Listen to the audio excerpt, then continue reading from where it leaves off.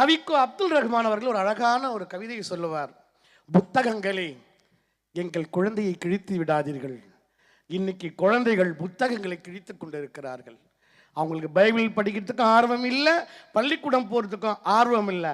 அம்மாவுக்கு தெரியாமல் அப்பா கிட்ட சண்டை மூட்டி விடுறதும், அப்பாவுக்கு தெரியாமல் அம்மாக்கிட்டையும், அம்மாவுக்கு தெரியாமல் அப்பா கிட்டையும் சண்டை மூட்டி விட்டுறது.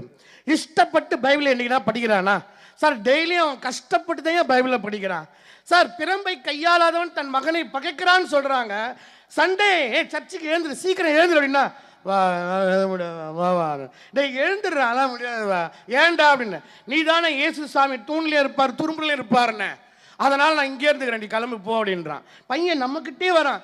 பிறம்பை கையாளாதவன் தன் மகனை பகைக்கிறான். ஏன்டா நீ சர்ச்சுக்கு வரலன்னு ஒரு குச்சியை ஓங்கினா அந்த குச்சியை அப்படியே பிடிக்கிறான். பிடிச்சி அப்படி வளைச்ச இன்னொரு வாட்டி எடுத்தீங்க அப்படின்றான். நம்மளே மயமுத்துறான். சார் நடுவர் அவர்களே, பெற்றோர்களே, இந்த பழமொழியை மனசில் எழுதி வச்சுக்கோங்க.